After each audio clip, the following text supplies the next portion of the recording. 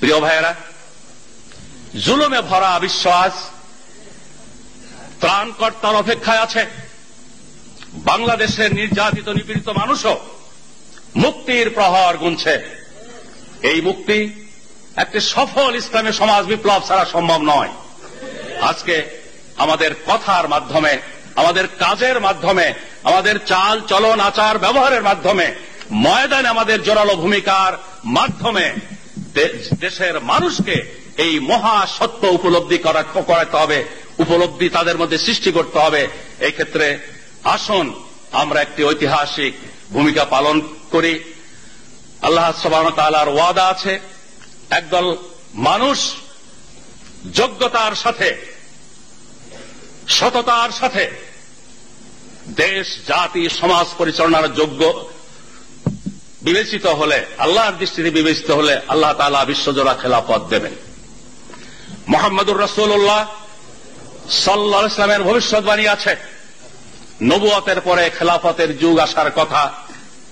সেই ভবিষ্যৎবাণীর আলোকে নবুয়তের পর খেলাফতের যুগ এসেছিল। খেলাফতের যুগের অবসানের পর মুলুকিয়াত রাজতন্ত্রের যুগের আসার কথা ছিল, সেটাও এসেছে। আজকে বিশ্বে 2-4টি দেশে যে রাজতন্ত্র আছে, এটা কয়েকদিনের মেহমান হিসেবে আছে। রাজতন্ত্রের অবসানের পর বিশ্বের দেশে দেশে যে সমাজ ব্যবস্থা, রাষ্ট্র ব্যবস্থা প্রতিষ্ঠিত হয়ে আছে, যে নামেই ডাকা হোক না কেন, তার আসল পরিচয় জুলুমতন্ত্র। ধর্মনিরপেক্ষতার নামে হোক, জাতীয়তাবাদের নামে হোক, পশ্চিমা গণতন্ত্রের নামে হোক, আর যে নামেই হোক না কেন, রাসূল পাক সাল্লাল্লাহু আলাইহি ওয়াসাল্লামের ভবিষ্যৎবাণীর আলোকে এই জুলুমতন্ত্র ইতিহাসের শেষ কথা নয়, এরও অবসান ঘটবে। এর অবসানের প্রেক্ষাপটে আবার আসবে খেলাফত আলা মিনহাজিন নবুয়তের জামানা।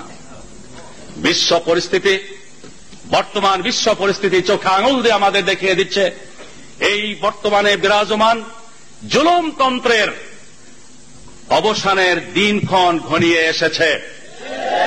এরপরেই বিশ্বব্যাপী ইনশাআল্লাহ ইসলাম বিজয়ী শক্তি হিসেবে প্রতিষ্ঠিত হবে। ইসলামী আন্দোলন বিশ্বব্যাপী